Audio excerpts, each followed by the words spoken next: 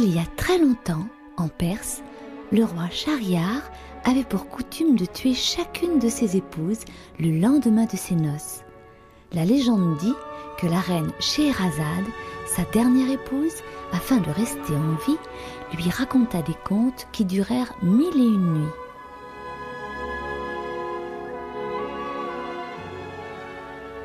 Voici l'histoire de l'un d'eux, Aladin et la lampe magique.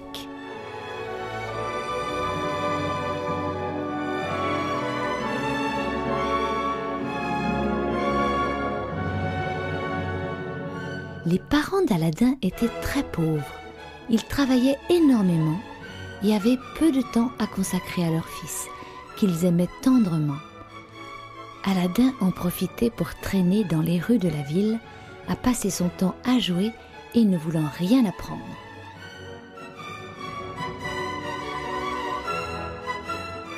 Son père Mustapha, qui était tailleur, désirait lui enseigner son métier.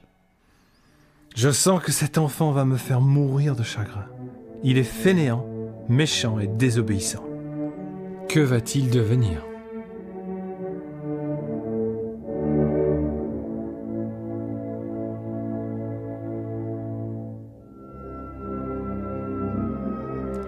Mustapha mourut en effet quelques jours plus tard, laissant seule sa femme et Aladin qui n'avait que 15 ans. Aladin, n'ayant plus d'autorité paternelle, redoublait ses escapades en ville, se mêlant au groupe de jeunes oisifs.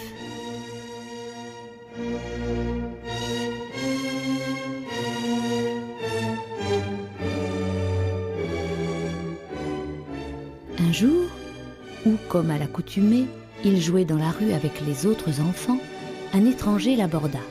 « Es-tu bien Aladin, le fils du tailleur Mustapha ? Je suis son frère. Je reviens au pays, après de multiples voyages en Afrique, pour embrasser mon frère et connaître sa famille. » « Vous êtes le frère de mon père ?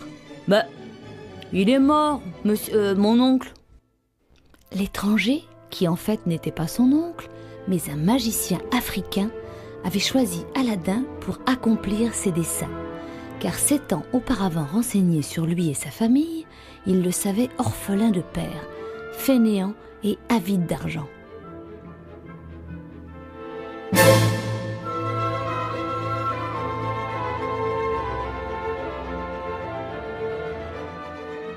Tiens, voici quelques pièces afin que ta mère me prépare un bon dîner. Tu vas m'indiquer où se trouve ta maison et j'y serai ce soir au coucher du soleil. Aladin prit la poignée de pièces et se précipita chez lui, afin d'annoncer la nouvelle à sa mère. « Maman, maman, tiens, voici de l'argent afin de faire un bon dîner. Savais-tu que papa avait un frère ?»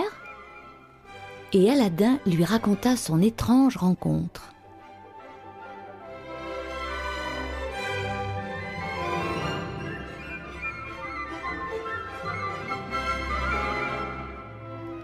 Ton père, en effet, avait un frère, mais à ma connaissance, il est mort depuis bien longtemps. Les doutes de sa mère s'évanouirent lorsque le magicien arriva. « Bonjour, je suis ravi de faire la connaissance de la femme de mon défunt frère.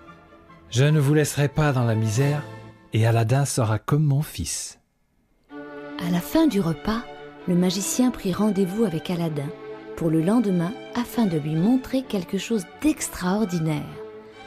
Le lendemain matin, après une longue marche, ils dépassèrent les murs de la ville et arrivèrent dans un endroit broussailleux et sec. « Va ramasser les broussailles afin que je puisse faire un feu. » Lorsqu'il fit le feu, l'homme prononça des paroles incompréhensibles pour Aladin, et devant ses yeux incrédules et ahuris, la terre s'ouvrit devant eux. Le magicien se fit encore plus mielleux afin qu'Aladin lui obéisse. « Tu vas descendre dans les profondeurs de la terre, mon neveu. Tu y trouveras un trésor et tu deviendras un homme riche, car tout cela sera pour toi. La seule chose que je désire est une vieille lampe perdue au milieu de toutes ces richesses. » Et ce disant, il retira de son doigt un anneau qu'il donna à Aladin. « Passe cet anneau à ton doigt, mon garçon, c'est un porte-bonheur. Tu peux ainsi descendre sans crainte dans les profondeurs de la terre. Aladin, confiant, fit ce que lui dit le magicien et descendit. Il se retrouva dans un jardin merveilleux où chaque fruit était une pierre précieuse. C'était une profusion de couleurs rouges, bleues et vertes. Aladin découvrit la lampe et se dit que c'était dommage de laisser d'aussi beaux fruits. Il remplit de bijoux la lampe et ses poches autant qu'il le put. Arrivé à l'entrée du souterrain, il vit le magicien qui l'attendait. « Donne-moi la lampe et dépêche-toi. » « Mais mon oncle, aidez-moi d'abord à me débarrasser de tous ces fruits. Ils m'encombrent et je ne peux remonter tout seul. »« Donne-moi la lampe. » »« Non, je ne peux pas. » Et, au grand effroi d'Aladin, il vit l'homme formuler d'autres paroles magiques. Un énorme rocher roula jusqu'à l'entrée du souterrain, et Aladin se retrouva prisonnier des profondeurs de la terre.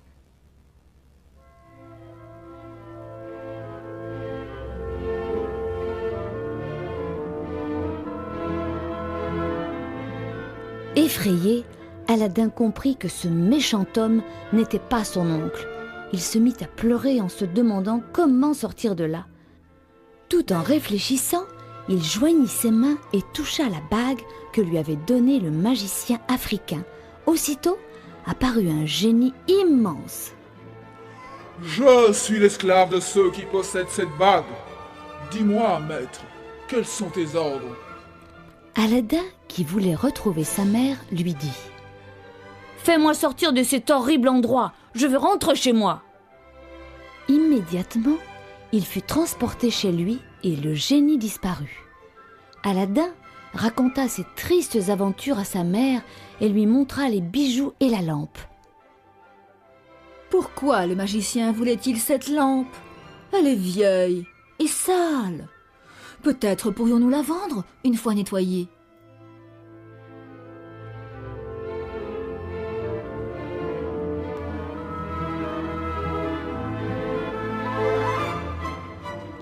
Elle se mit à frotter la lampe et à sa grande surprise, un génie en sortit. Il était aussi grand et fort que le génie de la bague. « Je suis le génie de la lampe et j'obéis à tous ceux qui la possèdent. Que voulez-vous, maîtresse ?»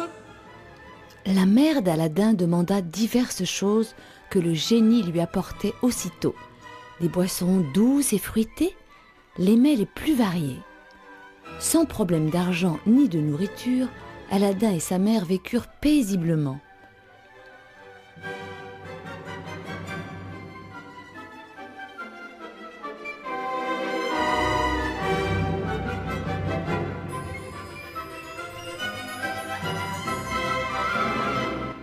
Un jour, une jeune fille vint à passer devant la maison d'Aladin. Elle était fort belle et bien vêtue. Aladin l'aperçut et en tomba fou amoureux.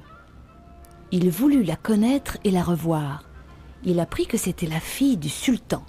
« Maman, je t'en supplie, va au palais du sultan et demande-lui la main de sa fille. Je l'aime et je voudrais l'épouser. » Celle-ci accepta et prit les bijoux qu'Aladin avait rapportés des profondeurs de la terre. Elle voulait en effet les offrir au sultan.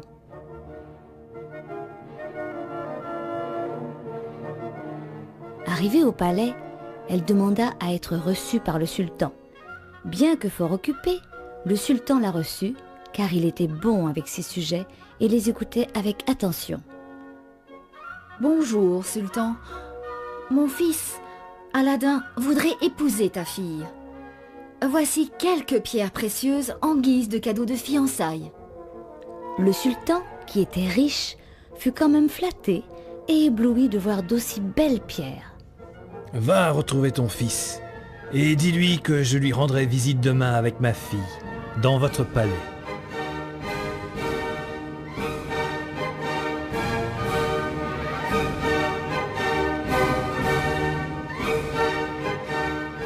Embarrassée, la mère d'Aladin rentra chez elle et l'informa des dispositions du sultan.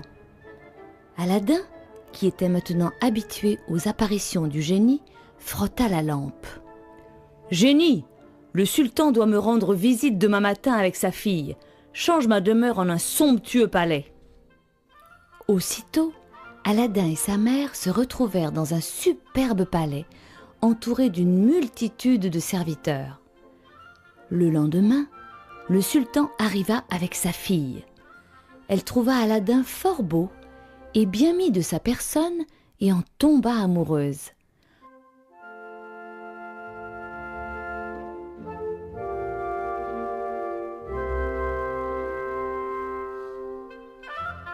Son père, le sultan, donna son accord pour les marier.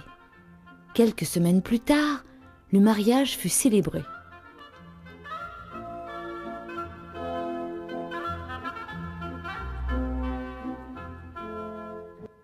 Malheureusement, le magicien africain rôdait toujours par là, dans l'espoir de récupérer sa lampe magique. Ayant appris la bonne fortune d'Aladin, il se rendit dans son palais en se faisant passer pour un marchand de lampes. Ce jour-là, la princesse était seule. Le magicien lui proposa d'acheter la lampe et la jeune princesse, qui la trouvait laide, se réjouit de s'en débarrasser. Dès qu'il eut la lampe en sa possession, le magicien fit sortir le génie. « Transporte ce palais et la princesse en Afrique. Je veux qu'Aladin sache qui est le plus fort. »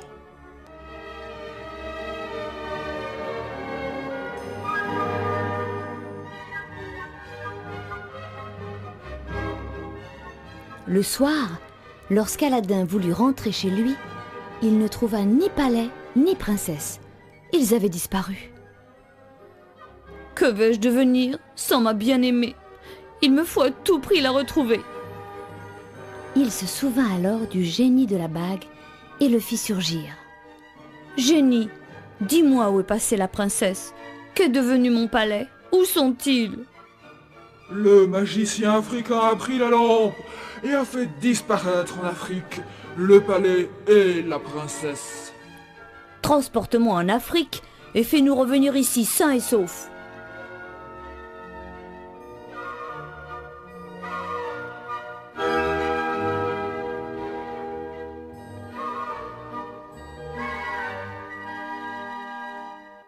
Le génie, qui était grand et fort, prit Aladin sur ses épaules et ils arrivèrent aussitôt en Afrique.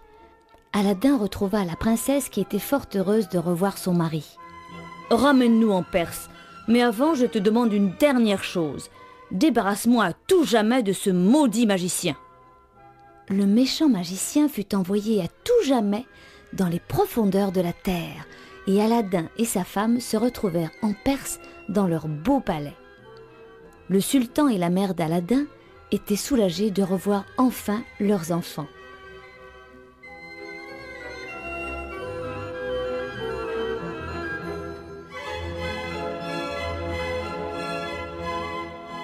Aladin ne fit plus jamais appel au génie de la bague et vécut de longues et heureuses années auprès de sa princesse.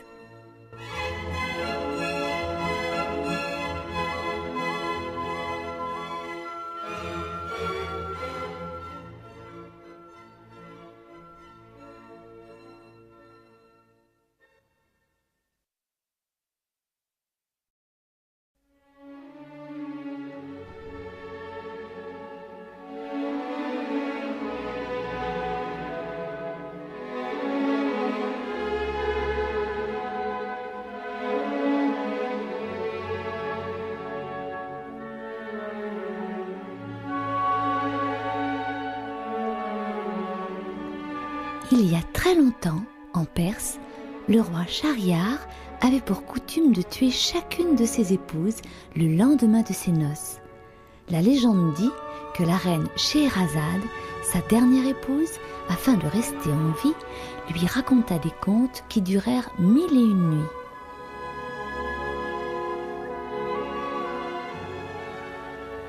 Voici l'histoire de l'un d'eux, Aladin et la lampe magique.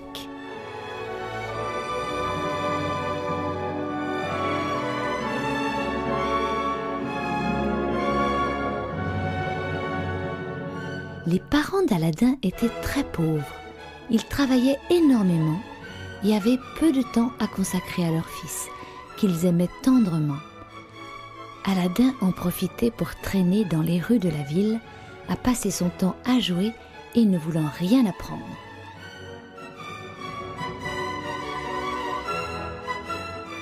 Son père Mustapha, qui était tailleur, désirait lui enseigner son métier. Je sens que cet enfant va me faire mourir de chagrin. Il est fainéant, méchant et désobéissant. Que va-t-il devenir ?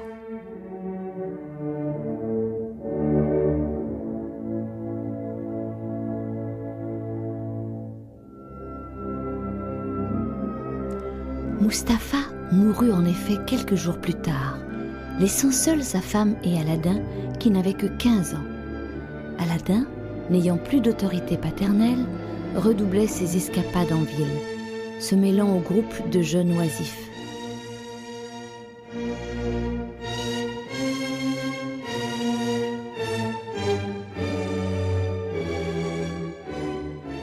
Un jour, où, comme à l'accoutumée, il jouait dans la rue avec les autres enfants, un étranger l'aborda. « Es-tu bien Aladin ?» À son étrange rencontre.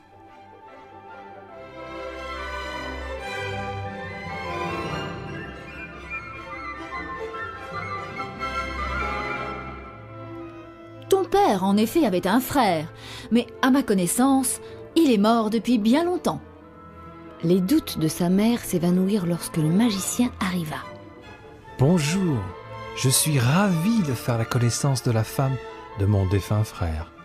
Je ne vous laisserai pas dans la misère et Aladin sera comme mon fils. » À la fin du repas, le magicien prit rendez-vous avec Aladin pour le lendemain afin de lui montrer quelque chose d'extraordinaire. Le lendemain matin, après une longue marche, ils dépassèrent les murs de la ville et arrivèrent dans un endroit broussailleux et sec.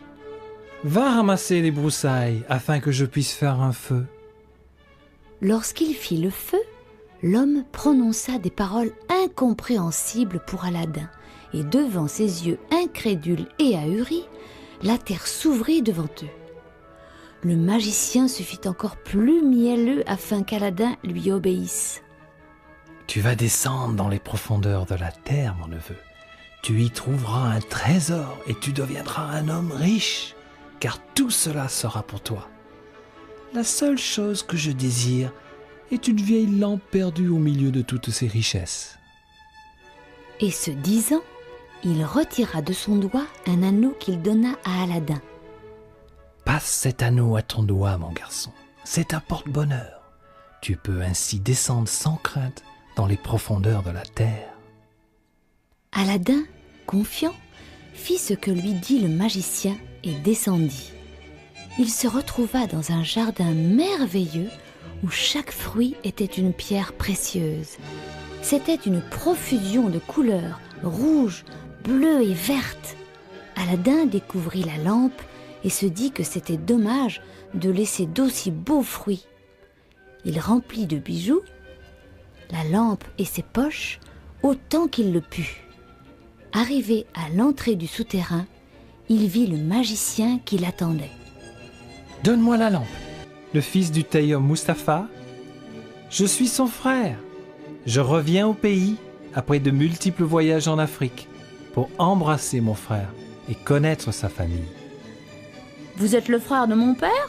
Bah, il est mort, mon oncle. » L'étranger, qui en fait n'était pas son oncle, mais un magicien africain, avait choisi Aladin pour accomplir ses desseins. Car s'étant auparavant renseigné sur lui et sa famille, il le savait orphelin de père, fainéant et avide d'argent.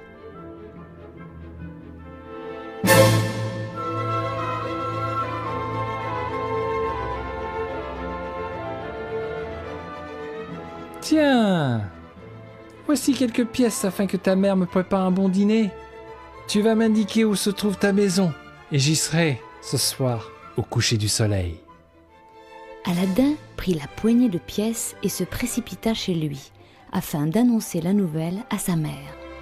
« Maman, maman, tiens, voici de l'argent afin de faire un bon dîner. Savais-tu que papa avait un frère ?» Et Aladin lui raconta